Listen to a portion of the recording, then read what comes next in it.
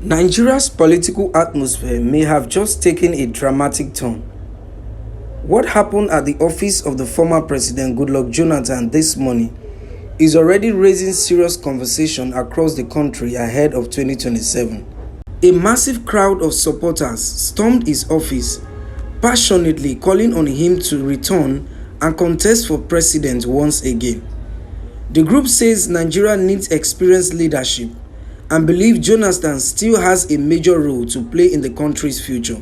The supporters described their visit as a national appeal for him to step back into the political scene. To this office, to urge you to run for the 2027 presidential election, to save Nigeria from the impending collapse.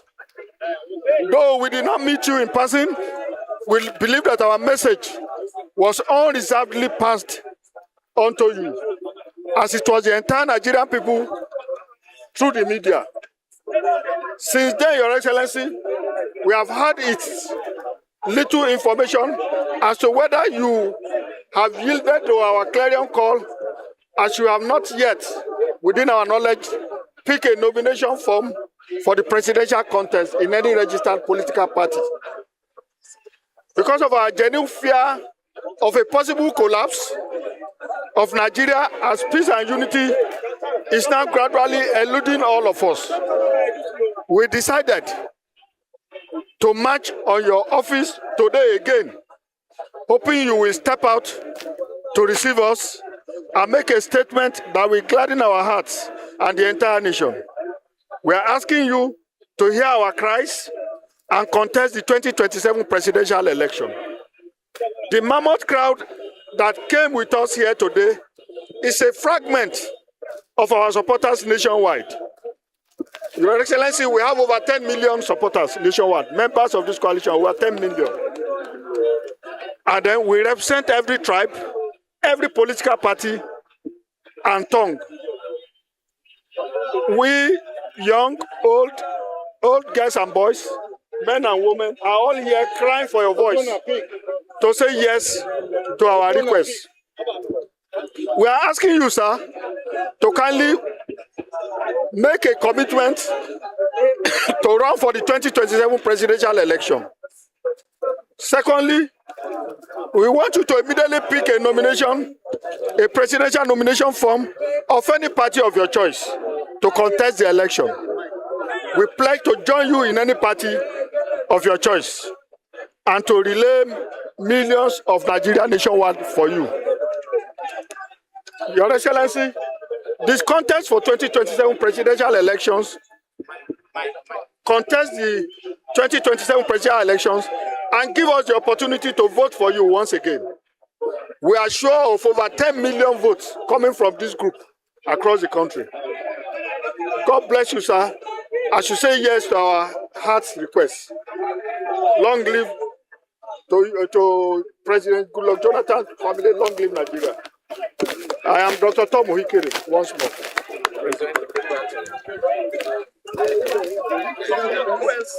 Where's the lady? No, wait. No. He will talk first.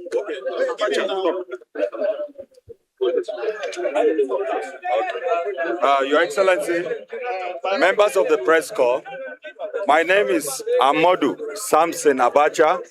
I'm from Benue, One Nigeria. Apparently, I traversed the country in 2015 with His Excellency. I had a principal that was Dr. Ruben Jaja, yes. And since then, we know that what Nigerians are yearning for is still for you, Your Excellency. There is a local palace that says, when a man marries a second wife, he will value the first one. And now Nigerians have seen that indeed you are a man that have the interest of the nation at heart. And so far, sir, we are not scared of whether ruling party or any other party. What Nigerians are ready to vote is to vote against hunger. And they have been able to see clearly that your regime cannot be matched with any so far. It's been over 15 years since you left power, but your record still stands and your record still counts. So we are asking earnestly that, sir, listen to the yearning of these people. They are not borrowed crowds. This is organic support. The love for you from the north, south, west, and east. We ask that, sir, your usual person, pick a form, and we are ready to go on our own without any oiling from any angle to support you and make sure that we make a clear statement that what gives anybody a chance to rule Nigeria is based on your records. Thank you, and God bless Nigeria, the Federal Republic of Nigeria.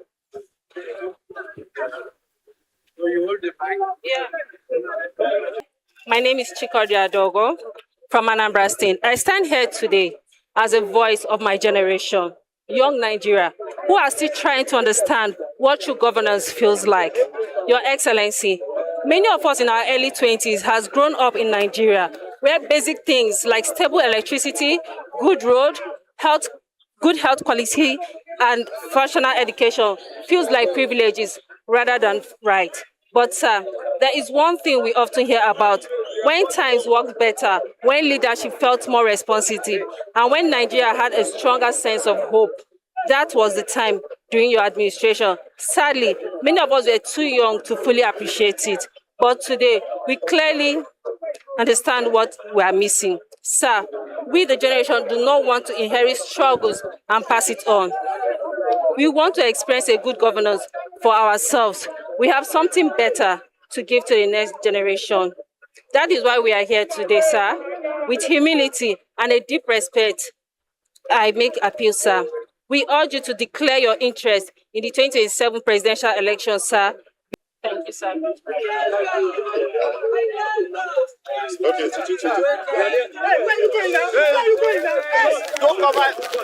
Hey, go back. Let me hold it for you. Can we hold it for you? Wait. Can we hold it for you? No, you can sit this way. So, Nigerians have come in their numbers from different walks of life with a common goal for you to lead that salvation path to those glorious days under your watch as the president of Nigeria.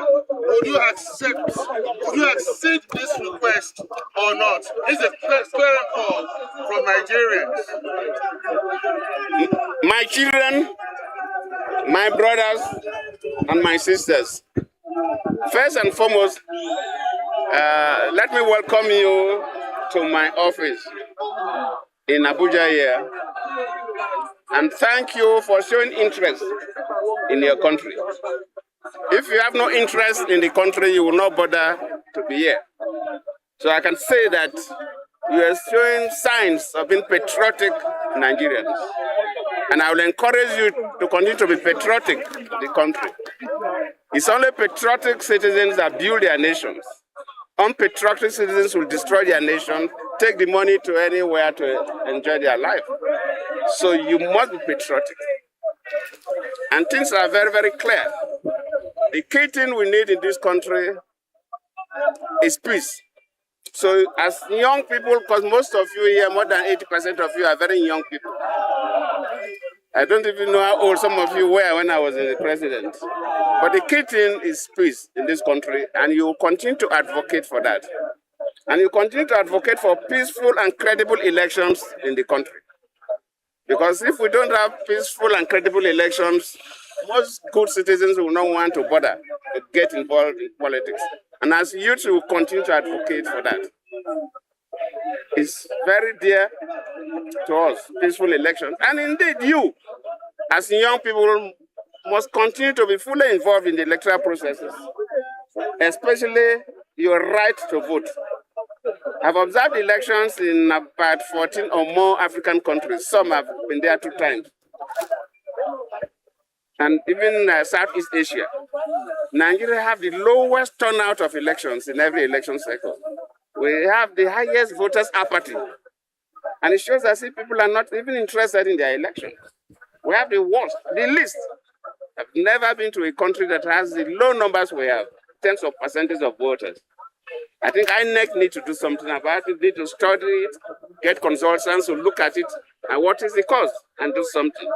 As young people, you must be involved in the electoral process. If I ask how many of you have your voters' cards now, probably 50% of you don't even have voters' cards.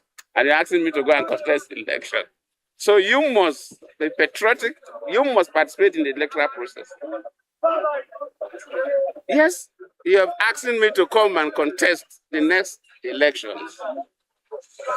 Presidential race is not a computer game. But I've heard you, and I'll consult widely.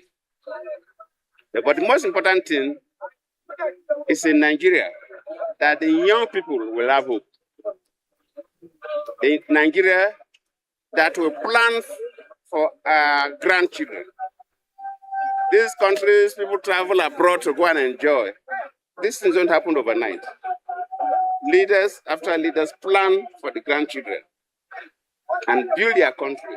So every year you see things being added and added until they are in this kind of semi-paradise world they enjoy. The Jackpot syndrome in Nigeria has to stop.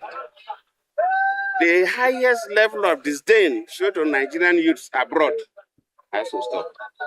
Even African countries that we help, African countries that even when we are students, parts of our scholarship monies we are contributing to solve problems in those countries, are treating Nigerians as if we are all bunch of idiots and criminals. Because probably we leaders have not been able to build our country, give hope to our young people, and even attract others to come here and work. This is the tax that face all Nigerian leaders. These things could be done by any other person, may not necessarily be Jonathan. But I've heard you, I will consult, and probably, of course, the race is getting close. In response to the passionate appeal from his supporters, former President Goodluck Jonathan thanked the group for their visit and acknowledged the growing cause for his return to the political stage ahead of 2027 election. Jonathan stated that he has heard their concerns and encouraged clearly, but emphasized that any major political decision would require deep consultation with stakeholders and Nigerians across the country. He assured the supporters that he will reflect carefully, consult widely, and get back to them at the appropriate time. As political reactions continue to build, many Nigerians are now watching closely to see what his next move would be.